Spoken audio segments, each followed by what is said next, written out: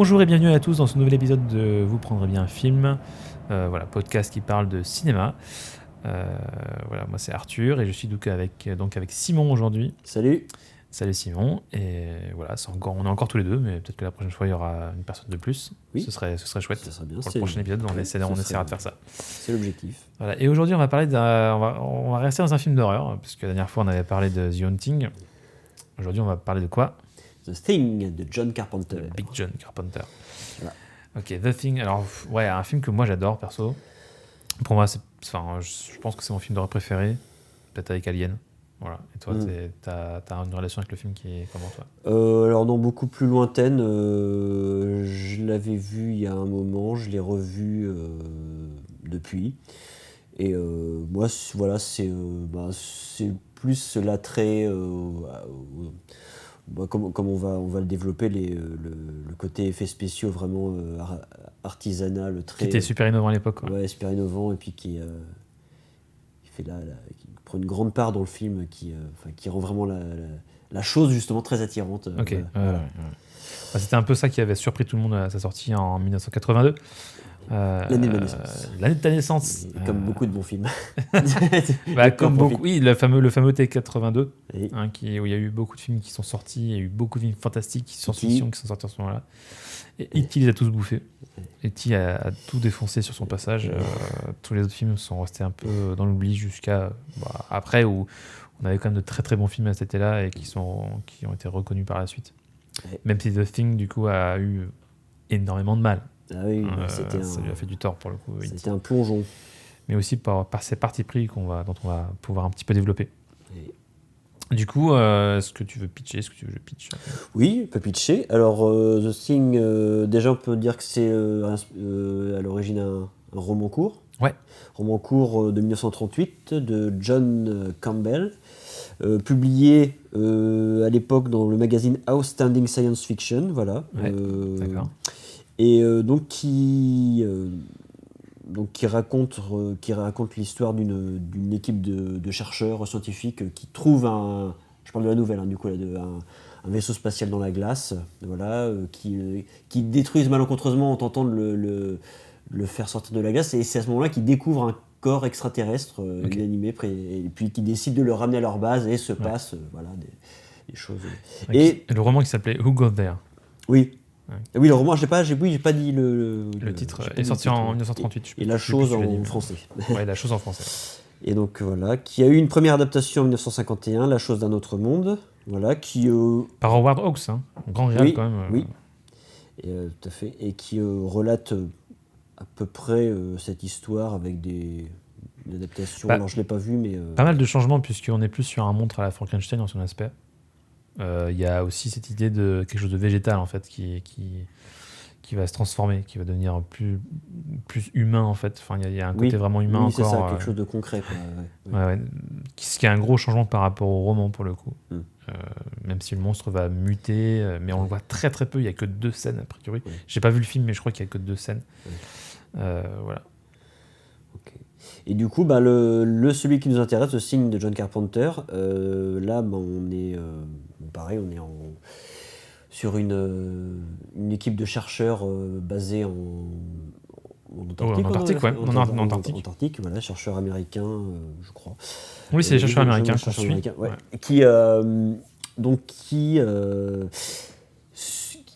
Qui déjà, enfin, le film commence un peu d'emblée, qui tombe sur un chien en fait qui est poursuivi par un hélicoptère, au milieu de la neige comme ça. Alors on se demande ce qui se passe, quoi. Puis c'est absolument des gars qui veulent absolument éliminer un chien. Il y a un côté complètement absurde et assez effrayant en fait, ça, de folie en fait. Voilà, c'est ça. Et on se rend compte que c'est une équipe norvégienne qui veut absolument se débarrasser de ce chien-là, qui ne comprennent pas, et puis eux voulant se défendre, l'homme en question finit par se faire tuer. Oui, tu vois qu'ils sont prêts à tuer pour tuer le chien. Ils s'en foutent des humains. Tu vois, quand ils tirent vers les humains, ils blessent un mec. Il n'a rien à faire, il passe devant les autres. Le mec de la sécurité, il tue le Norvégien, puis il récupère ce fameux chien. Ce qui en dit long sur le truc dangereux en fait qui est là, quoi. Tu sais pas ce que c'est, tu comprends pas trop, mais tu sens que c'est... ce début est dingue, quoi, avec la musique en plus de John Carpenter, Alors musique de poursuite. C'est pas John Carpenter. Ah oui, enfin si, il y a les deux. C'est un mélange. Le pom, alors, c'est Carpenter, ça, non ? C'est Ennio Morricone qui est crédité. Oui, je sais, mais il me semblait qu'il y avait les deux, moi, dedans. Je sais pas du coup. Je sais pas du tout. D'accord. Mais si tu le dis, c'est. Parce que, en tout cas, le style, et moi j'ai vu qu'il y avait les deux, mais que c'était vraiment, bon, Ennio Morricone est crédité parce que c'est la grande partie du. Oui, c'est vrai que l'espèce de Tintin. Ouais, l'espèce de parce que justement, les parties Ennio Morricone, je trouve qu'on les reconnaît vachement Oui, plus à certains moments. oui, Et je trouve que la poursuite du c'est début, vrai. il me semble que c'est lui. Après, faudrait vérifier. Enfin, c'est vrai qu'il a composé la plupart. Ça ressemble vraiment à son style en tout cas, quoi. Un truc très synthé. C'est vrai que Carpenter travaille sur le synthétiseur et surtout a signé la musique de la plupart de ses films, je crois. Ah bah oui, quasiment toutes. Quasiment tous. Et celui-là, je pense que oui. Je pense qu'il est présent. Après, je sais pas quel est le rapport entre Ennio Morricone, je sais pas trop. Mais oui, après, je sais qu'il y a une espèce d'incompréhension parce que sur le coup, je crois que Morricone ne comprenait pas pourquoi il venait faire la compo du film alors que Carpenter voulait en faire aussi. C'est ça, il y avait une incompréhension entre les deux, je crois. Il parlait de ça. Ouais. Bah, c'est vraiment deux styles en plus, faut dire. Ça... Ouais, mais qui se complètent bien quand même. Bah oui, mais à la base, tu dirais, mais quoi, c'est pas possible. Quoi. Alors, c'est deux. Et oui, pour rappel, pour les néophytes qui nous écoutent, Ennio Morricone, c'est quand même un très très très grand compositeur de musique de film. La plupart des grands westerns, c'est lui. Spaghetti, les films de De Palma. De Palma aussi, c'est vrai. Enfin, tellement, quoi. Ouais. Voilà. Et donc voilà, pour le pitch globalement, et donc il récupère ce chien, qui se trouve que ce chien est en fait...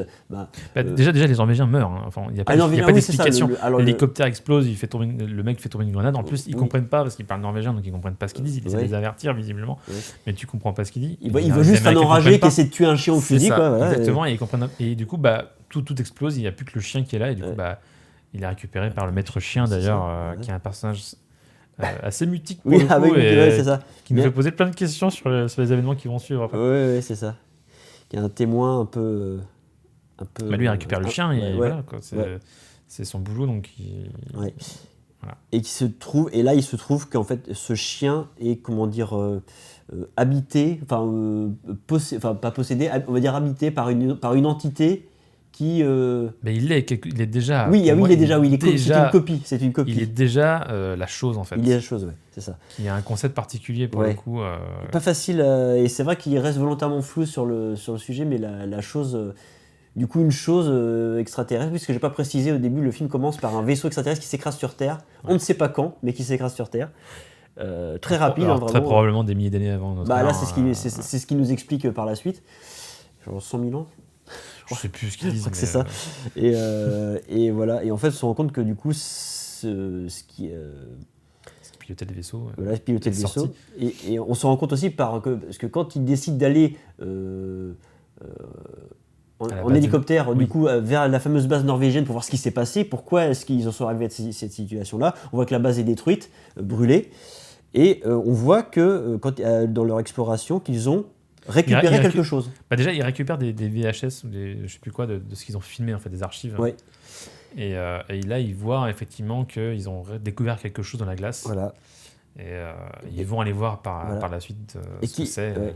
Et qu'ils découvrent du coup dans la base cette espèce de bloc toujours assez intact là où il y avait manifestement quelque chose dedans, bloc de glace, où il y avait une entité, il y avait quelque chose. Et là, c'est très intriguant. En plus, cette scène, elle est super bien filmée où je crois que c'est le Toubib qui est là aussi, qui est avec McCready. Oui, c'est ça, Et en fait, il arrive et t'as la caméra qui se resserre vers son regard, en fait, où il avance dans le couloir. Et tu passes du coup en point de vue subjectif où tu vois ce qu'il voit. Du coup, tu arrives dans la pièce, tu vois McCready qui est derrière le bloc, donc il y a un comparatif de taille aussi, tu vois. Donc, tu le vois derrière, tu vois ce truc énorme devant McCready. Et tu plonges ton regard là-dedans et tu te dis qu'est-ce qu'il y avait là-dedans. Et là, t'as la musique de Ennio Morricone qui part dans les aigus et tu te dis what the fuck. Ouais, c'est hyper. Et puis ce moment justement quand ils sont à explorer, qu'il voit toujours le seul cadavre, si on peut dire le cadavre qu'il voit qui est assis sur son selle, le mec qui s'est suicidé là, qui s'est saigné les veines, voilà, qui s'est tranché la gorge littéralement, mais pour échapper à quelque chose, mais quoi Oui, ce qui est rigolo, c'est il s'est tranché la gorge et les veines. Et en fait, tu vois le sang qui fait des stalactites de sang. Et ça c'est chouette. C'est chouette. C'est bien trouvé ça. Et le mec a gelé. Et anecdote assez intéressante sur le fonctionnement du film, d'ailleurs, sur le tournage. La base des Norvégiens, c'est la base des Américains. Enfin, c'est la base qu'ils ont construite pour les Américains pour le tournage. À la fin du film, spoiler, évidemment, on spoil, on redit une fois, on spoil tout à balle. Arrêtez-vous là tout de suite. C'est ça, allez le voir, foncez le voir par contre, parce que c'est un chef-d'œuvre, à notre humble avis. Mais à la fin du film, donc la base des Américains explose. Et du coup, ils ont récupéré les ruines de la base pour faire la base des Norvégiens. Ce qui est hyper bien trouvé. Génial. Alors non seulement, je pense que dans le premier lieu, c'est à l'économie, hein, mais en plus, ça les a... Enfin, encore une fois, moi, je suis très partisan du côté... j'en parle avec un copain qui prépare un projet assez ambitieux de série. Voilà. Je ne vais pas dire qui c'est, parce que je ne sais pas s'il veut qu'on en parle. Non, mais on parlait de l'écriture, et je lui disais, ce qui est intéressant, c'est qu'avec un budget serré, bon là, c'est pas le cas dans le film, mais plus tu as de contraintes, plus tu vas être inventif. Et là, le fait qu'il récupère la base détruite pour faire celle des Norvégiens, il y a un truc intéressant dans le fait que c'est plus qu'un avertissement, c'est carrément regardez ce que ça va être, quoi. C'est une vision du futur, quoi. Oui, c'est ça. Ça va être ça, voilà ce qui va vous arriver. En fait. Oui, c'est ça. Mais c'est vrai que c'est hyper bien trouvé, quoi. Puis en plus, tu dis, là, c'est quelque chose d'authentique, quoi. C'est vraiment une base qui a brûlé, quoi. Ils n'ont pas essayé de reproduire une base qui a brûlé, c'est une base qui a brûlé, quoi. C'est génial. Ils ont réellement cramé toute une base qu'ils ont construite pour le tournage. Mais il y a eu des gros effets, des effets pyrotechniques assez impressionnants. Ouais. Voilà. Et donc, pour finir du résumé, et là, c'est et puis c'est en sortant de cette base qu'il découvre à l'extérieur, là, cette espèce de créature, là, tu sais pas si c'est un homme ou il y a des bras, des jambes, des deux têtes collées, enfin, c'est quelque chose d'horrible. Qui est génial, d'ailleurs. Qui est génial, qui est hyper visuellement, qui est super chouette. On parlera de ceux qui... Enfin, on va continuer sur le résumé, mais on en reviendra dessus après. Et qui ramène à la base, et puis là, ils se rendent compte vraiment qu'il y a quelque chose qui s'est passé là-bas qui est vraiment anormal de chez anormal. Oui, c'est clair. Voilà. Et personne ne se méfie du chien pendant ce temps-là. Voilà. Et c'est là que le chien... va se transformer, va révéler la chose, et ils vont se rendre compte qu'en fait, n'importe qui peut être la chose. Voilà. Et là, on part dans un trip en huis clos, où tout le monde se méfie de tout le monde, c'est la paranoïa la plus totale. C'est étouffant, c'est glacial, et c'est dégueulasse. C'est dégueulasse. C'est terrifiant. C'est terrifiant parce que le film parle aussi, et surtout de la fin du monde aussi. Oui, la fameuse trilogie. Alors Carpenter, c'est, selon ses dires à lui, son premier film de sa trilogie de l'Apocalypse. Donc, c'est 3 films qui parlent vraiment de la fin du monde de façon assez violente, je trouve. Enfin, c'est très... c'est tu t'apprends en pleine tronche, c'est cauchemardesque. Et du coup, c'est 3 œuvres qui sont assez proches de... Enfin, je vais citer du coup les œuvres. Il y a donc, The Thing en 82. Il y a eu Le Prince des Ténèbres en 87, je crois. Et L'Entre de la Folie en 96. Qui sont vraiment des histoires très différentes, mais qui parlent toutes de la fin du monde. Et qui ont un lien étroit avec Howard Philip Lovecraft. Oui. Sur cette idée de l'indicible, de quelque chose d'énorme qui te dépasse et qui va t'écraser. Et qui est bien repris dans The Thing aussi, d'ailleurs. Dans les 3 films, quoi. Et pour lui, c'est 3 films qui parlent de la... Enfin, qui a un même fond, en fait, assez dépressif, quoi. Oui, c'est ça. Puis c'est le côté... tu perds pied, quoi. C'est impossible à... Plus t'avances, plus tu t'enfonces. Ça va arriver. C'est sûr que ça va arriver. En fait, il n'y a aucune échappatoire. Il n'y a aucun espoir à la fin. Oui, c'est ça. Voilà, pour résumer le film un petit peu. Est-ce qu'on peut parler un petit peu rapidement de l'équipe un peu du film? Oui, l'équipe masculine, totalement masculine. Alors, acteurs, tous des acteurs masculins pour le coup. Parce que dans l'histoire, déjà, il n'y a pas de femmes. De toute façon, ils n'ont pas changé ça sur l'histoire. Après, oui, c'est un... Bon. Est-ce qu'aujourd'hui, on imagine que ça ne se passerait pas comme ça? Sûrement que... je ne sais pas trop ce que ça apporte, du fait qu'il n'y ait pas de femmes, j'en sais rien. Alors, il y a eu des points de vue intéressants, comme quoi ça donne un côté stérile, du coup. C'est la stérilité, en fait, de l'endroit, quoi. Tu vois, c'est déjà la mort, quoi, en fait, quelque part, parce qu'il y a que des hommes, quoi. Si, on peut dire, il y a une voix de femme dedans qu'on entend. C'est la voix de l'ordinateur, où le personnage de McCready est joué par Kurt Russell. C'est la première fois qu'on le voit d'ailleurs dans le film. Il joue aux échecs contre un ordinateur, ordinateur de 82, donc on vous laisse imaginer le truc, la boîte de conserve avec un petit écran. Et donc il y a une machine qui parle, du coup, qui a eu un jeu, l'ordinateur qui parle, du coup, là, une voix féminine, et qui est interprétée par Adrienne Barbeau, la femme de John Carpenter. C'est marrant ça. Et qu'on voit, tu sais, dans New York 1997. Je savais pas ça du tout.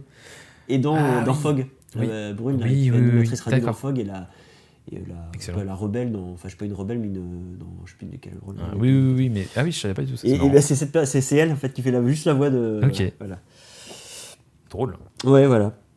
Et donc, les personnages, du coup, on était partis sur... Alors, alors les personnages, j'aurais du mal à tous me les rappeler, mais Oui, il y a déjà MacReady donc, qui est introduit voilà, dans cette scène avec l'ordinateur où je trouve que c'est un type un peu bourru, un peu, voilà, qui est pilote d'hélicoptère, Kurt Russell, quoi.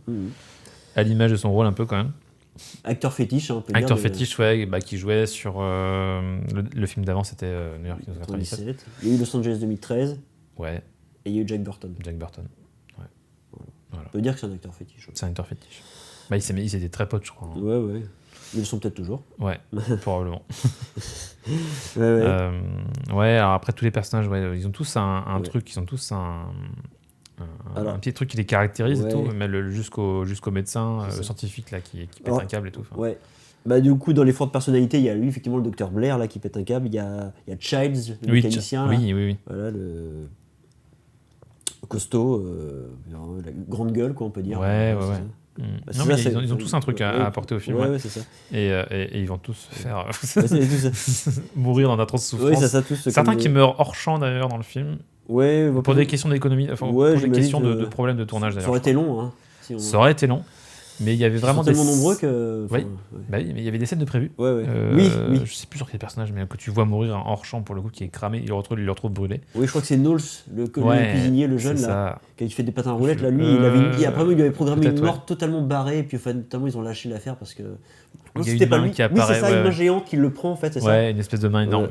C'était too much en fait. Ouais, c'est ça. Et là, ça partait vraiment. Mais du coup, c'est un peu glaçant aussi de pas voir en fait. Je trouve de voir juste le. À un moment, il y a vraiment un autre personnage pour le coup qui retrouve dans la neige brûlé. Ils savent pas en fait. Ah oui, ça. Peut-être qu'il a voulu se défendre. Peut-être qu'il s'est immolé tout seul aussi. Tu sais pas trop. Là, tu te dis. La volonté du gars quand même pour s'immoler. Qu'est-ce qui s'est passé ? Ouais, c'est ça. Tu vois qu'il était vraiment fou du coup. Il a pété un câble quoi. Et ça, c'est intéressant. Ouais, c'est ça. Si comme personnage important, comme il y a Gary aussi, le responsable de la sécurité, celui qui abat au début le Norvégien, là, d'une balle dans l'œil, là, hyper propre de chez propre, là, le gars, ok. C'est vrai que c'est le premier plan un peu trash, où tu vois l'œil, tu as un gros plan quand même, un plan assez serré sur le Norvégien. Oui, c'est ça, ouais. Tu vois l'œil défoncé, tu commences déjà, il t'amène le truc petit à petit, il te prépare un peu ce qu'il veut suivre. Oui, c'est ça, ça va être violent. Ça va être violent et ça va être trash. Mais c'est pas gratuit. Je trouve que c'est. T'as beaucoup de films où c'est violent et trash et c'est too much, tu vois. Là, quand ça arrive, tu le prends et puis ça a du sens, quoi. Enfin, tu le prends en pleine gueule et ça a du sens. Peut-être. Oui, non, il fait. Enfin, bon, ça, c'est plus personnellement, c'est le mec de la radio qui s'occupe de la radio et de l'informatique, qui s'appelle Windows. Oui. Alors, je sais pas si c'est fait exprès ou pas. Si, je pense que c'est exprès. Windows, très drôle. Voilà. Donc voilà, il n'y a pas plus de trucs à dire forcément sur le casting, mais on peut parler. Ou Clark, le responsable des chiens, tu sais, le maître chien. Ah oui, que j'aime bien. Le mutique, qui est justement. Sympa, parce que, enfin, sympa. Oui. Il a ce côté, il est un peu dans son coin, quoi. Oui, il n'est pas trop avec les autres. Ça va être le premier, du coup, à être, où il va y avoir des soupçons en fait, direct dessus sur lui, quoi. Puis il a une espèce d'innocence, lui, vraiment, il est là. Il meurt salement, en plus. Enfin, il se fait tuer par MacReady, quoi. Par eux MacReady. Oui, c'est comment déjà ? Je me rappelle le temps, ça me vient. C'est en fait à un moment donné où, du coup, tout le monde pense que MacReady est contaminé. Oui. Il a son lance-flamme, enfin il a son pistolet à la main et du coup il essaie de lui saute. Ah oui, et l'autre se retourne. Ah oui, le maître chien lui saute dessus, il lui tire une balle dans la tête, mais salement. Oui, c'est ça, vraiment gratuit. Et c'est là où tu te dis ah ouais, en fait là il y a plus de limite, quoi. Ah oui, c'est ça. Et il meurt vraiment pour le. Enfin tu vois. Et là c'est lourd, quoi. Et puis du coup même tout le monde peut crever, quoi. Oui, c'est ça. Et puis ce côté justement de MacReady qu'on voyait petit à petit comme un peu le héros du film, là d'un coup il devient parano et dangereux. Ouais, c'est ça, quand il en prend un coup, quoi. Lui tu fais OK, il devient fêlé comme les autres, quoi. Ouais. Et tu te doutes que lui aussi il soit contaminé. Il y a un moment donné où il est totalement absent, il s'en va, il revient. Oui, c'est ça, ça se trouve. T'as un plan sur la porte qui avec la poignée qui se tourne là, quand il revient de l'extérieur, tu te dis oh putain, il est peut-être contaminé. Tu vois. En plus il revient, il est gelé, il a la barbe, il est tout blanc, la barbe toute gelée, il a une sale tronche, et là tu dis qu'est-ce qui lui est arrivé, tu vois. D'ailleurs c'est jamais dit ce qu'il a fait en fait. Il le dit pas. Non, c'est pas. Ce qui maintient le doute toujours. C'est ça. Mais du coup, jusqu'au test, au fameux test de sanguin du coup. Fameuse scène. Où là, en fait, tout le monde, contre leur grille, tout le monde va mettre un peu de sang dans une coupelle et puis MacReady va brûler la coupelle pour voir si ça réagit, parce que Le- logiquement, c'est du faux sang, ce Oui, qui est c'est ça. imité, en fait, donc logiquement, ça doit réagir comme Oui, une parce que créature qui est blessée. parce qu'ils ont arrivé à la conclusion par rapport au fonctionnement de la chose qu'en fait le sang Oui, comment humain. elle marche, la chose, il Oui. faut peut-être te rappeler un petit Ouais. peu... Bah oui, la chose assimile Oui, c'est ça. une personne, un Ouais. être. En fait, c'est comme si elle le digérait. C'est hyper bien montré d'ailleurs Ouais. par une animation sur ordinateur Mm. scientifique où tu vois des cellules, tu vois. Ouais. Oui, c'est ça. Et en gros, tu as la cellule de la chose qui vient digérer un peu le. Ouais. Mais littéralement d'ailleurs, digérer un autre individu. Mm. Et elle le copie. Mm. Elle le copie au sein d'elle-même et puis Mm. après elle se transforme complètement en cette autre personne. Quoi. Ouais, Mais, c'est ça. voilà. C'est comme si elle. Puis elle continue d'assimiler, ouais, d'assimiler, alors, elle d'assimiler. se forme à l'intérieur. Et, Oui, ouais, oui. et elle reproduit à la Ouais. perfection un être humain ou un autre individu en fait. Ouais. Voilà, Et, c'est ça. donc, et on était parti sur ça pour dire que. Que du coup il y avait le test sanguin. Le fameux test sanguin où ils se sont rendus compte du coup que aussi chaque gros molécule, chaque part de la chose était quelque chose de vivant, Oui, qui chaque réagit. élément individuel Ouais, est vivant et est autonome en fait. voilà, est autonome et réagit. Et Ouais. ils se sont rendus compte de ça que En le agressant, brûlant, pour le brûler, ça marche ouais, quoi. en agressant le sang de la chose, bah, du coup, il allait y avoir une réaction, Ouais. contrairement au sang humain qui lui ne réagira Oui. pas. Alors ce qui est une scène assez traumatisante pour l'époque aussi, puisqu'on est dans une époque où le sida fait rage. Oui, Tu vois. oui, il y a un. Et du coup, cette scène-là, il y a un truc qui est assez violent aussi Oui. qui est vachement actuel pour l'époque Oui, aussi. oui. Le sang contaminé. Le sang contaminé, le côté qui va l'attraper, tu vois, il y a un côté aussi traumatisant dedans. Ouais. Tu vois. Et du coup, ouais, ils sont tous. Et cette scène est centrale, je trouve, elle est vachement bien. Où c'est quand même le personnage de MacReady, Kurt Russell, qui, malgré qu'il soit autant suspect que les autres, arrive à prendre le dessus en disant c'est moi qui vais faire le test. Oui, Je vais me couper aussi, mais c'est vous. Tout le monde va y passer, quoi. Vous, je vous Du coup, il attache. attache tout le monde. Ouais. Vous attache parce que vous êtes suspect. J'ai le lance-flamme en main et dès qu'il y a un doute, je vous grille, quoi. C'est ça. C'est une scène pleine de tension. Il n'y a Ah pas de ouais, musique. Il y a c'est des ça. gros plans sur des visages et tout. Enfin, c'est Ouais, hyper tendu. Super. C'est vachement bien. Et qui finit forcément, comme ils y passent tous, il y en a forcément Il y en a un. D'ailleurs, Alors qu'il soupçonne quelqu'un d'autre, en fait, Oui. et en fait, il fait l'autre test un peu machinalement. Et tu te rends compte que c'est l'autre test oui, c'est ça. Et puis qui réagit. ils arrivent bien à te mener en bateau par rapport à qui ça peut être. Ouais, ça, je trouve ça, aussi. c'est Ouais, beau. ouais. Ce personnage qui s'appelle, je sais plus comment d'ailleurs, je sais même pas quel Il est un peu perché, il a un Ouais, regard un peu fou. fume le des mec, pètes, ils sont et fous un là, peu la de tout. transformation, elle est dégueulasse. Ouais, il a la tête qui bouffer un souffle. autre type et tout. Enfin, Il le chope, il bouffe la tête. Voilà, Puis MacReady le crame et lui jette un bâton de dynamite au cas où. c'est ça. Des fois que tu reviendrais. Ouais, c'est pour être sûr, quoi. Ouais, c'est ça. C'est jamais. Ouais. Donc, grosse scène de tension. Où on a déjà bien avancé à ce moment-là du film, quoi. On est presque à la fin, quoi, à ce moment-là. Ouais, on est au deux tiers, quoi. Ouais. Parce qu'il y a toute la scène dans les sous-sols et tout. Voilà. Mais pour revenir, ouais. Alors là, je coupe un peu tout, mais vas-y. revenir à l'équipe technique, reparler un petit peu des décisions qui ont été faites en amont ou en pré-production. Déjà, on peut parler du scénariste, Bill Lancaster, Oui. qui a accompagné Carpenter sur le tournage et qui a apporté beaucoup, qui a fait des choix assez tranchés. On peut parler aussi du directeur de la photographie, Dean Cundey. Je sais pas comment on dit, Cundey. Grand directeur photo qu'on a déjà vu chez Spielberg aussi, notamment dans Jurassic Park. Je l'ai encore placé. Casé comme à chaque ça fois. s'est casé. Voilà. Bon, j'ai parlé d'E.T. tout à l'heure. De toute Ah, façon, c'est Spielberg, bon, il revient toujours. Steven- Je pense qu'on parlera de Spielberg dans tous les patron, podcasts. Voilà, le le patron, patron est toujours quelque part. le grand maître. Exactement. Voilà, ça s'est fait. Et Dean Cundey qui, du coup, a fait un gros boulot sur les maquettes pour les éclairer de façon à ce que ce soit ce que tu y crois, en fait. Ouais. Parce qu'ils avaient fait des tests avec les maquettes, avec des éclairages où c'était. Enfin, je sais plus si c'est sur ce film-là ou sur un autre film, enfin bref. Où selon l'éclairage que tu as sur les maquettes, ça n'a rien à voir. Et c'était hyper précis, et il a fait un boulot de dingue. Oui. Et du coup, sur les effets spéciaux, on a Stan Winston qui a travaillé un petit peu sur le film, sur le chien, la première transformation du chien. Ouais. Et surtout Rob Bottin, qui a travaillé sur l'ensemble des maquettes du film qu'on voit à l'écran. Les maquillages, les robots. Les maquillages prosthétiques. Articuler la créature avec tout un tas de geysers gluants infâmes, des très organique, créatures. très vivant en fait. Ouais, c'est ça. Puis vraiment des images qui marquent, quoi, avec des espèces de trucs des êtres qui se mélangent, quoi, avec un corps qui s'ouvre avec un truc qui fait comme une fleur à un moment dans un ventre, là. Exactement. Oui, où ça mélange tout. En fait, il avait défini d'ailleurs, enfin, le scénario indiquait que l'antagoniste était une espèce d'insecte dans le scénario. C'était juste ça. Mais Robotine, du coup, il a soutenu le fait que ce soit un truc indéfini. Qu'on n'arrive pas à... En fait, il a essayé d'imaginer un peu le background de l'alien en disant qu'il avait rencontré d'autres formes de vie, il avait voyagé avec sa soucoupe, et il avait assimilé, réarrangé plein de formes de vie différentes.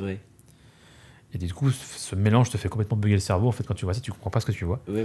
Et il y a un truc tellement ouf que c'est à tel point qu'en fait, t'as quasiment chaque plan que tu as sur la créature, c'est une maquette différente. En fait, il change c'est un changement permanent. C'est ça, c'est vraiment un truc cauchemardesque. Ce qui fait que tu n'arrives jamais vraiment à savoir qu'est-ce que c'est que ce truc. Tu vois, ça reste la chose. Tu peux pas la désigner autrement. C'est vraiment un truc indéfinissable. Voilà. Donc Robotine qui avait 20 ans à l'époque, mais qui est excellent, qui est incroyable. Même si, a priori, le type était bordélique et complètement détesté par l'équipe. Et qui est en gros conflit, du coup, avec le directeur de la photographie, Dean Cundey, où c'était un peu compliqué de travailler ensemble, a priori. C'est vrai que lui, en plus, il a pris beaucoup de responsabilités. Enfin, il a pris quasiment tout le poids des effets spéciaux sur ses épaules. C'est lui qui a fait quasiment l'intégralité. Il y a eu des plans qui ont été faits en stop motion, mais il y en a juste quasiment pas dans le film. Il y en a un ou deux, je crois. Enfin, il me semble. Je suis pas sûr, mais il me semble qu'il y en a que 2 ou 3 de plans en stop motion. La fin, là. Sur la fin, surtout, avec Blair. Mais sinon, c'est Robotine à 100%. Quoi. C'est impressionnant. Oui, c'est super. Il y a vraiment des effets, puis plein de trouvailles, quoi. Puis là, on voit c'est des trucs vraiment assez drôles, quoi, au niveau notamment pour utiliser tout ce qui est pour faire l'illusion, enfin rendre des fluides à l'écran. Enfin, ils ont utilisé en plus des produits qu'ils avaient sous la main pour faire des liquides, ils ont utilisé de la bouffe, ils ont utilisé de la mayonnaise, du lubrifiant, de la crème, du maïs à la crème, ou je sais pas quoi, enfin un truc pour rendre toutes sortes de couleurs et textures vraiment tous plus répugnants les uns que les autres.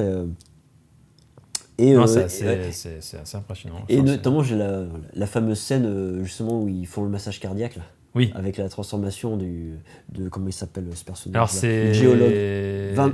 Norris. Norris, ouais, c'est ça. Je crois que c'est Norris. Celui qui est vraiment peut-être la scène la plus connue, peut-être du film, le visuel le plus avec la tête avec qui la tête qui c'est incroyable ça. Je pense que vous l'avez vu si vous nous écoutez, j'espère, parce qu'on peut pas vous décrire la scène comme ça, il faut le voir. Faut le voir, c'est impensable. C'est la fameuse scène du coup, où le type est en train d'agoniser, et du coup il faut un massage cardiaque, et là les mains rentrent dans son ventre se transforme en gueule. D'un coup, au moment où il pose, il poser les dents tranchantes et tout, ouais.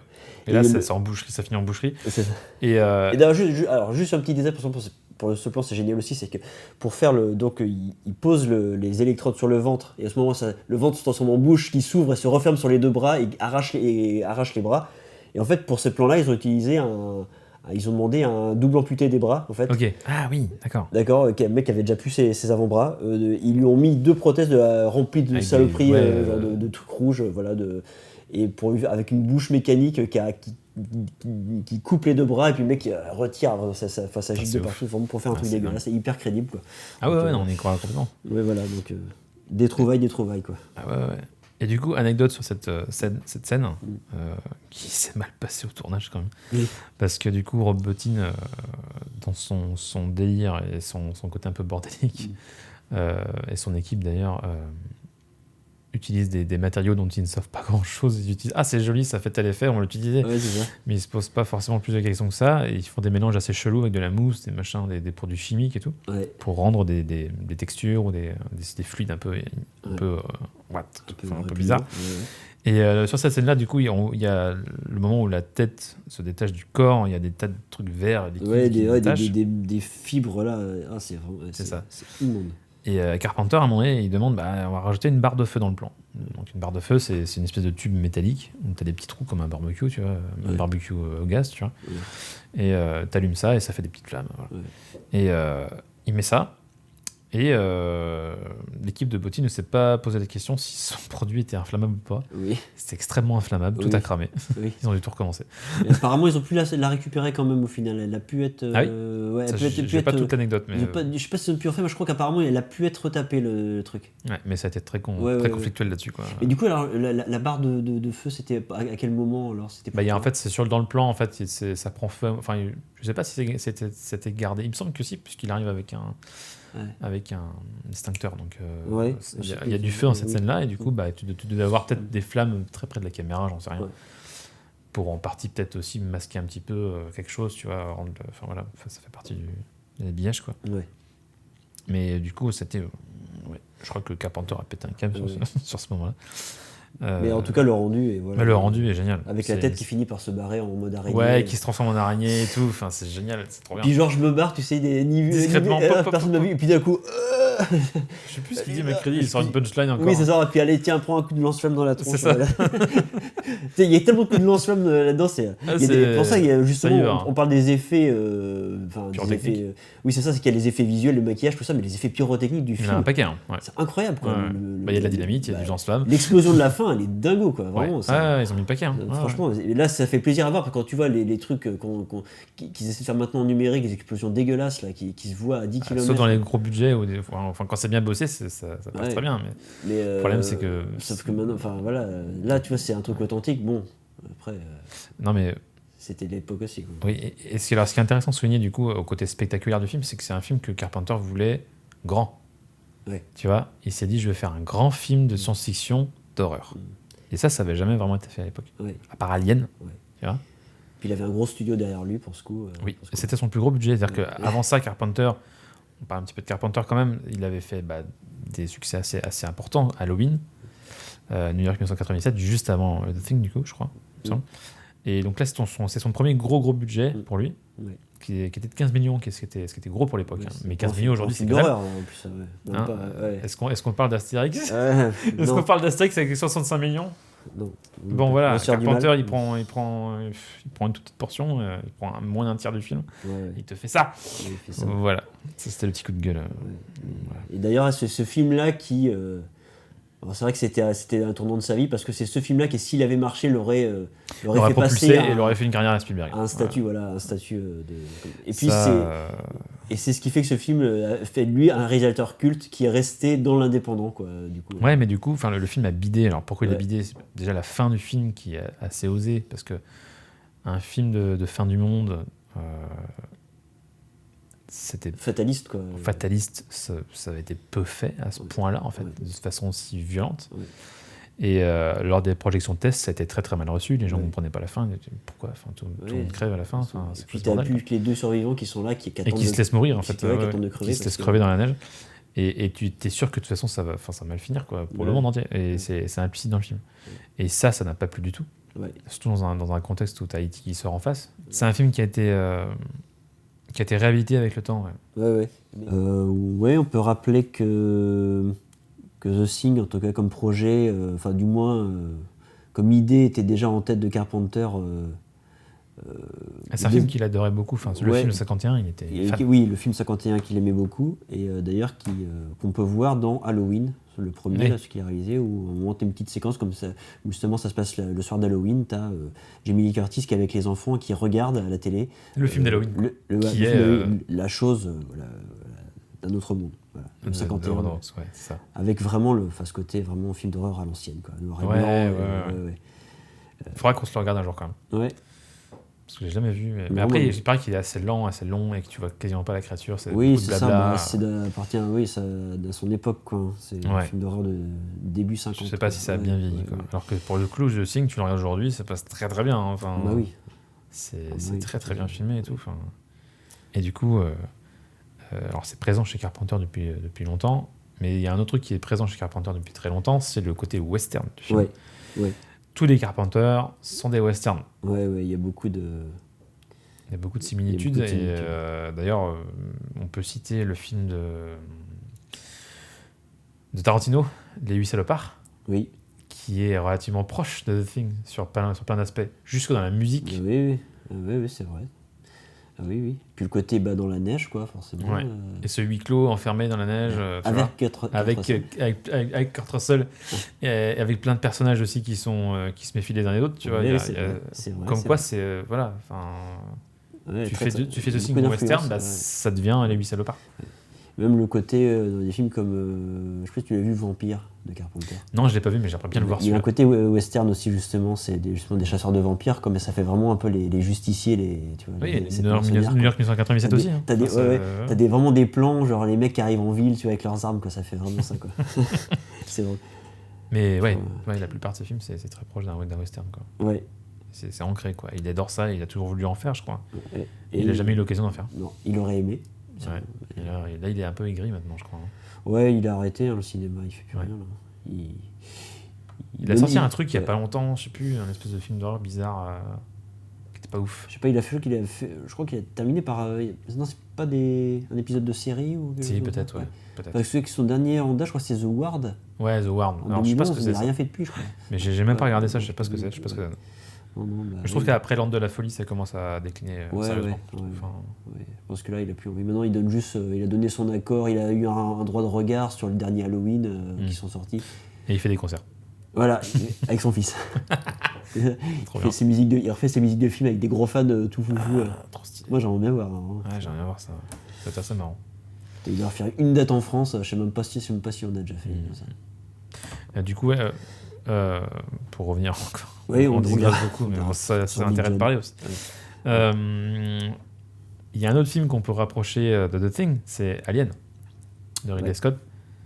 Là, ce qui est intéressant, c'est que Carpenter, il a vu Alien, bien sûr.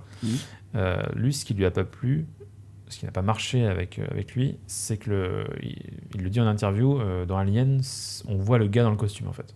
Ce qui fait que ça a cet aspect humain, et du coup, tu ne penses pas que c'est quelque chose qui soit autre chose. Ce n'est pas une chose, c'est un humain dans un costume. Là où dans The Thing, il va contre ça, puisque vraiment c'est des créatures qui ne sont absolument pas humaines. Il n'y a rien d'humain dans ce qu'il montre. C'est tout et rien à la fois. C'est tout et rien à la fois, exactement. Ça fait 2 fois qu'on enregistre ce passage. C'est pour ça qu'on joue un peu la comédie. C'est ça. Ça a bugué plusieurs fois. C'est pas grave. Donc voilà, ce que lui n'apprécie pas sur Alien, c'est la créature. Et lui a fait c'est vrai quelque que chose 2 bras, 2 différent. jambes, forcément, tout de suite. Oui, et c'était littéralement quelqu'un dans un costume. Oui. C'est d'ailleurs ce qui moi aussi me gêne un tout petit peu sur Alien. Mais si j'ose critiquer, j'adore Alien. Je suis un énorme fan d'Alien. Mais il faut quand même avouer qu'effectivement, il y a certains plans où tu bugs un petit peu. Et puis c'est vrai que dès lors, de toute façon, quelque chose qui a 2 bras, 2 jambes, tu vas être, même s'il est effrayant, tu vas te sentir proche de lui par ces choses-là. Tu vas te raccrocher à ça. Et forcément, il va être moins effrayant que l'espèce d'un truc uniforme qui peut être... Mais là, pour moi, on chipote, parce que Alien, ça reste quelque chose de terriblement efficace. Mais si on veut pousser des choses, effectivement, je trouve que tu as encore plus de frayeur par quelque chose que tu ne comprends pas. Et dans Alien, il joue là-dessus aussi, remarque. C'est vrai que... Voilà. Et certaines créatures, au tout début du film, d'ailleurs, que je trouve que c'est mon passage préféré dans Alien, c'est vraiment tout le début dans le vaisseau Alien. Je trouve que c'est quelque chose qui est encore plus perturbant. Avant qu'on le voit, tu veux dire. Ouais. Dans la soute, là, avec le Space Jockey, je trouve qu'il y a un truc vraiment... Voilà. Bon, on part sur Alien. C'est hyper oppressant. Oui, tout à fait. Voilà. C'est pour raccrocher à ce fait que plus c'est différent de l'homme, plus tu comprends pas l'horreur, plus ça marche. Et Lovecraft l'a bien compris. Ce qui fait peur, c'est ce que tu comprends pas. Voilà. Et du coup, le comportement du chien, en ce sens-là, aussi au début du film, est terrifiant parce que tu vois qu'il a un comportement qui s'éloigne du comportement du chien. Ah, mais totalement, Et pour le coup, je pense que c'est le chien. C'est plus chat pour le coup. Ouais, presque. Observateur figé, avec un regard glaçant. Il est extrêmement bien dressé et je pense que c'est une des meilleures performances de chien que j'ai jamais vu. Oui, c'est hyper bien ce qu'il fait. Quand il est figé comme ça, à regarder droit devant lui, sans bouger. Rien du tout. Il est vraiment. Tu vois quelque chose qui est anormal. C'est pas un chien, c'est pas possible. Il y a une espèce d'intelligence qui émane de ça. Tu vois, il y a un truc. Et ce plan, il y a un plan à un moment donné où tu vois un couloir vide et tu vois le chien qui arrive dans le couloir qui marche tout doucement. Qui passe sa tête dans la porte. Je trouve que c'est hyper flippant. C'est juste un chien qui marche dans un couloir, mais c'est la façon comment c'est éclairé, comment c'est filmé et la façon de jouer du chien. Il est intentionné par quelque chose. Et tu vois l'ombre du coup je crois que c'est le maître chien. Je sais plus. Ah Non, bon c'est pas le maître chien. C'est la première personne qui se fait infecter. Ah oui, mais on ne sait pas qui. Je sais plus qui c'est. Si, on sait qui c'est, mais je sais plus qui c'est. Et tu C'est- vois juste son ombre en fait qui se retourne quand il voit le Ouais. chien arriver. Ah Et ouais. après, on sait qu'il se passe C'est du temps. peut-être C'est le premier, c'est le mec qui est un peu Le géologue, dégarni là. Ah non, qui est dégarni. Ouais, ouais. Je sais pas qui c'est. Ouais. C'est la première personne qui se fait infecter. Oui, du c'est coup. ça. Et là, la paranoïa commence et c'est le flip total. Enfin, Ouais, tout le monde c'est se méfie de tout le monde, ça devient hyper. Ouais. Voilà, j'aurais du mal à développer cette partie, mais je trouve que c'est vachement intéressante cette partie paranoïa et dans les dialogues, dans les relations entre les personnages. c'est ça. C'est absolument beaucoup ça, génial. les relations qu'ils ont, et puis comment eux ils se comportent dans cette situation de panique. Là. Dont le médecin qui pète un plomb parce qu'il se rend compte que c'est la fin du monde. Oui, c'est tu vois, ça, lui, c'est ça. il a capté parce qu'il a, Ouais. il a compris, il a analysé le truc et maintenant il sait, ouais, en fait c'est foutu. C'est ça. Et il commence à tirer sur les autres, tu vois. C'est ça, enfin, là, autant qu'on crève tous ici, on pète tous les moyens de communication. Ouais, c'est ça, on s'isole et on meurt, se quoi. Et on suicide, meurt avec la ouais. créature parce Ouais, que c'est ça. c'est la seule solution qu'il y a. Ouais, c'est ça. Et même lui n'y croit pas en fait, tu vois. Et il finit par se faire un nœud coulant là où ils l'ont enfermé, tu vois. Enfin, Oui. Bref. Mais tout le temps d'ailleurs en se fabriquant un vaisseau. Alors, ça, Oui. mais ça, alors, Et il récupère des morceaux de l'hélicoptère qu'il a Ouais. lui-même détruit. Parce que normalement, ça c'est la chose qui fait ça pour essayer Oui. de s'échapper. Mais parce que la chose, elle est en lui. Ah, c'est ça. Ouais. Mais c'est ça que je comprends pas. C'est qu'à la Il fin, est il est la chose. Il est la chose. Mais la chose se rend compte. Alors, il devrait pas. Il est complètement la chose en fait. Une fois Ouais. qu'il est digéré par la chose, c'est la chose en fait. Ah oui, c'est ça. Oui, c'est ça. Ok. Et ce plan génial où d'ailleurs on retrouve Blair à la fin qui attrape un des Oui. derniers survivants et puis t'as ses mains qui se fondent dans son Ah oui, dans visage. son visage. C'est là. génial. Ah oui, c'est dans la peau. Là. C'est vrai qu'il y a plein de trouvailles comme ça Ah qui ouais, sont hyper. C'est trop bien. Ouais. C'est filmé en arrière je crois et en accéléré. Donc justement en fait c'est la main qui se détache du truc. Ah ouais, d'accord. Et t'as l'impression qu'en fait elle rentre dans la peau Comme des gants en comme une latex. espèce un de peu, là. gant. Et, le visage devient une espèce de gant. C'est Ouais, c'est ça. excellent. C'est génial. J'ai envie de le revoir encore. Ça revoit. C'est parfait. Ouais. Voilà, je pense qu'on a. Bon, c'était peut-être plus court cette fois-ci, je sais pas. Oui, mais- bah, après, c'est un film court aussi, donc c'est pas très grave. Je sais pas combien de temps il dure. Il fait 1h30 à peine, je crois. 1h30 à peine. Ouais, je crois. T'es sûr 1h29. Va prendre le DVD. Ramène-moi le DVD. Attends. Petite interruption. Voilà. Mais j'en profite rapidement pour parler du titre du film quand il apparaît dans le film, où c'est vraiment quelque chose qui a été fait en physique. Où c'est le titre The Thing au tout début, juste après la scène, les 2-3 plans sur le vaisseau spatial. C'est une espèce de bricolage avec un truc qui a été brûlé en fait dans un espèce d'aquarium avec de la fumée ou je sais pas quoi. Et avec de la lumière qui vient de derrière. Et je trouve que l'effet est assez génial. Voilà. C'était juste une petite anecdote technique. Alors, est-ce que tu. Non, mais Je me suis rappelé que tu rangeais par année. Ah oui, C'est c'est comme vrai. ça que je l'ai trouvé. Je suis un gros maniaque. Donc on est à combien? Tu devrais la durée 104 tout en bas. minutes. 104 minutes. Ah bah oui, d'accord, 1h40. Ah bah oui, non, bah c'est pas. J'avais dit. Ouais, mais ça reste moins de 2 heures. Donc, Tout court. Après, c'est les films de l'époque aussi. Ouais, On faisait rarement des films de 2 heures. Les films de 2 heures, c'est plus récent quand même. Hein. oui, c'est vrai. Sauf les grandes fresques, Oui. ou des choses comme ça. Films d'horreur. Moi, j'ai envie de parler un petit peu du remake, d'espèce de remake préquel de 2011. Que moi, j'ai vu pour le coup, t'as pas vu. Moi, je ne l'ai pas Je vu. vais en parler assez rapidement. Vas-y. Parce qu'il y a quand même des trucs intéressants sur le tournage plus que sur le film en lui-même. Parce que le film en lui-même, c'est un préquel, donc ça se passe avant. En fait, on suit la. Finalement, on est plus proche en un sens de la nouvelle, du roman, puisque en fait, on suit l'équipe norvégienne. Oui, c'est ça que j'avais. On suit l'équipe norvégienne qui est Ça, qui est c'est bien l'équipe vu. qu'on suit dans le roman, en fait. Donc The Thing en fait, de Carpenter, c'est quasiment une suite au roman de Campbell, finalement. Et là, du coup, on fait un préquel. C'est vraiment un préquel de John Carpenter. C'est pas une réadaptation de la nouvelle. Donc, en fait, on va retrouver tout ce qu'on voit un peu dans la base norvégienne qui va être analysée un petit peu par l'équipe, qui va être refaite. On va raconter ce qui s'est passé, quoi. Et alors, le film est pas ouf. Il est pas ouf. Mais ce qui est intéressant, c'est qu'il y avait une vraie volonté de revenir à des maquettes comme celle de Rob Bottin. Les maquettes étaient assez incroyables apparemment. Il y a quelques images qui fuitent sur le net, mais c'est assez compliqué à trouver. Et malheureusement, à la post-production, il a été décidé que tout devait être retouché. Donc tout a été retouché, puis remplacé complètement numériquement et salement. Parce que trop vite, forcément aussi. Ouais, je pense qu'il y a eu un. Et du coup, c'est assez crade comment ça a été fait, alors que les maquettes étaient a priori incroyables. Bah, C'est quelle très idée, dommage. franchement, quelle idée. Et le film aurait probablement gagné en intérêt pour le coup, énormément. Parce qu'en fait, il va pour moi dans les mêmes travers que Prometheus pour Alien. Encore une fois, je compare les deux, mais je pense que la comparaison peut se faire puisque Prometheus était un préquel d'Alien et va élucider des mystères qu'il y a dans Alien. Et là, le remake de 2011 de Thing fait pareil, en fait. Il va dévoiler ce qui s'est passé dans notre base. On n'a pas besoin de savoir. Mais c'est ça, déjà, c'est on comprend dès le début qu'il se passe la même chose que ce qui va se passer à la fin du film. Enfin, toute l'idée de réutiliser les décors. Ton imaginaire, il fait le boulot, quoi. Ton imaginaire fait le boulot, et c'est ça qui est flippant. Oui, c'est ça. Et puis c'est vrai que quand tu fais un préquel, tu casses le jouet un peu, quoi. Tu casses le jouet, surtout sur un... Alors, je n'ai pas d'autres exemples en tête, mais sur un film d'horreur, je pense que c'est vraiment dommage C'est vachement intéressant de laisser des zones d'ombre et de juste te laisser imaginer ce qui s'est passé sur certains trucs. Pas sur tout, mais sur certains trucs. Prometheus explique tout et déçoit forcément beaucoup. Et moi-même, j'étais très déçu par Prometheus. Je trouve qu'il y a des gros problèmes de cohérence et de bon sens. Mais de toute façon, dès que les cinéastes essaient d'expliquer des choses qui se sont passées dans notre film, je trouve que c'est toujours maladroit. Tu vois, même dans un truc qui n'a rien à voir, hein, mais tu vois, je pense à Skyfall, par exemple, c'est de James Bond. Quand il y a eu Spectre, le suivant, là. Alors, le méchant de Skyfall, que je vais très vite, hein, mais où tu vois qui est un ancien espion anglais qui est devenu fou, enfin qui a une espèce de timbré en roue libre là. Et en fait, et justement, tu aimes ces personnages-là parce que voilà, il a une folie, c'est un méchant, vrai méchant de James Bond. Et en fait, on te dit dans le suivant qu'en fait non, il était piloté par un mec plus méchant que lui.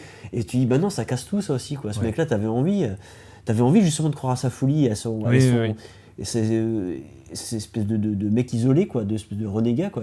Et ou juste suggérer, en fait, pas forcément expliquer, mais suggérer des trucs. Et ce qu'ils font très bien dans The Thing et dans Alien, en fait. Ils suggèrent des trucs, ils font des hypothèses, c'est tout. C'est pas la peine d'aller plus loin. Tu vois, t'as pas besoin de confirmer des trucs. Vraiment. Même dans The Thing, ils font sur certains personnages qui meurent, on ne sait pas vraiment comment ils meurent, et c'est très bien. D'ailleurs, j'avais une question par rapport au remake. Est-ce qu'on voit ce fameux gars se trancher la gorge ou pas ? Celui qu'on voit dans le remake. Je sais plus. Ça, je sais plus. Ce serait intéressant parce que s'ils ont récupéré ce truc-là, parce que. Je sais qu'on voit la créature à deux visages. C'est moche parce que c'est salement fait, alors que la maquette devait être géniale, c'est sûr. Mais je suis pas sûr. Je pense que oui, je pense qu'ils ont voulu tout expliquer. Mais alors, ce qui est dommage, c'est qu'on voit carrément l'intérieur du vaisseau, qu'on voit des effets numériques à la con, tu sais, avec des écrans, des machins. Ah ouais, ok. Parce que oui, mais ça c'est dommage, oui. Okay. C'est très dommage. Oui. Parce que bien la chose a des écrans. Ouais, alors t'as un espèce de truc. Alors c'est pas totalement con parce que c'est une espèce de cube en fait qui se refait en permanence. Donc t'as encore ce concept de choses qui changent. Mais c'est beaucoup trop concret par rapport à la créature que tu vois. Tu vois déjà le voir la soucoupe, c'est déjà limite pour moi. Tu vois dans celui de Carpenter. Oui. Mais alors là, non. Enfin voilà. Oui. Voilà, on n'a pas beaucoup de parler de plans, de mise en scène. En fait, il n'y a pas beaucoup de plans qui restent en tête. C'est vraiment c'est surtout les maquettes. Enfin, c'est surtout comment. Alors, il y a une façon de filmer qui est excellente. Hein. Qui montre les maquettes de la meilleure façon qui soit. Je crois que ça peut pas être mieux filmé vraiment parce qu'ils essaient de pas montrer trop longtemps les choses et de cacher quand même un maximum de choses. Oui, parce que vu qu'elles sont éphémères de toute façon et qu'elles changent tout le temps. Tu les vois, c'est assez bref en fait à chaque fois. Mais t'as des trucs incroyables. Oui. C'est vraiment et tu sens le froid, tu sens la détresse, de toute façon c'est filmé. T'es compressé, c'est la station, tout est exigu dedans, les couloirs sont minuscules, là, tout, t'étouffes dedans et tu gèles dehors. T'étouffes énormément dans ce film. Pour terminer, est-ce que tu as une petite reco actuellement d'un film, d'une série ? Moi j'ai revu The Haunting of Hill House sur Netflix. Moi pareil du coup. Ah, tu l'as vu aussi ? Ouais. Ah d'accord, ok. J'avais commencé à le regarder quand on a fait le dernier podcast et en fait je l'avais pas fini, du coup je l'ai fini derrière. Et alors j'ai un problème avec cette série, comme j'ai beaucoup de problèmes avec beaucoup de séries de Netflix surtout. Je trouve que dans l'esthétique c'est très très très très très lisse. C'est très sombre aussi, je trouve que c'est beaucoup trop sombre. Il y a des moments où c'est des plans extérieurs limite et c'est ultra sombre et tu te dis à un moment donné il faut peut-être être un petit peu nuancé, tu vois. Je trouve que c'était très sombre et enfin, tous les personnages sont lisses et plats en fait, physiquement je trouve. Il y a un truc qui est complètement morbide, tu vois. Alors est-ce que c'est volontaire, j'en sais rien. Mais il y a un côté, ça manque de vie, quoi. Les personnages, t'as l'impression qu'ils sont très lisses, quoi. Ils sont toujours propres, il y a toujours. Oui, ça c'est vrai. Même dans l'horreur, je trouve que c'est toujours beau et propre et bien rangé, tu vois. Ça manque de vie, je trouve, dans cette série. C'est dommage parce qu'il y a vraiment une réalisation puis il y a plein de trucs très chouettes à part ça. Hein. T'as vu le fameux épisode en plan séquence là. Enfin, il y a plusieurs plans séquences dedans. Là, que j'ai bien aimé, mais c'est pareil, je trouvais que ça me bouge pas. En fait, Je trouve que toute l'histoire est vachement trop étirée. J'aurais aimé qu'il y ait la moitié de moins, tu vois. Soit condensé en moitié moins de temps. Je trouve que t'as des trucs Oui, il y a qui des s'étalent, épisodes qui étirent. même justement l'épisode dans le plan séquence, je trouve qu'il est ultra long. Il y a des trucs vachement bien, hein, mais je trouve qu'il est ultra long.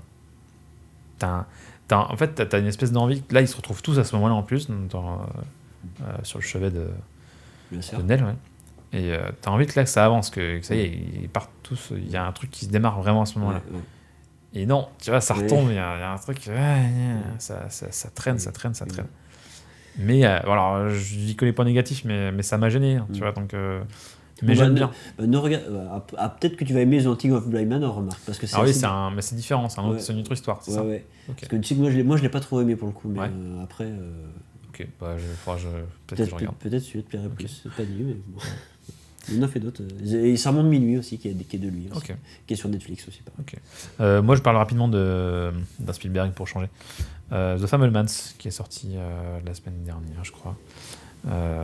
Qui est donc un film sur la vie de Spielberg, son enfance et son adolescence, où en gros il donne toutes les clés pour comprendre ses œuvres, quoi, dans ce film-là. Donc chef-d'œuvre. Moi ça m'a retourné. Je dois y aller prochain. C'est très très fin et c'est passionnant. Surtout quand tu connais le réalisateur et quand tu connais ses œuvres, tu retrouves plein de choses que tu as vues dans ses films.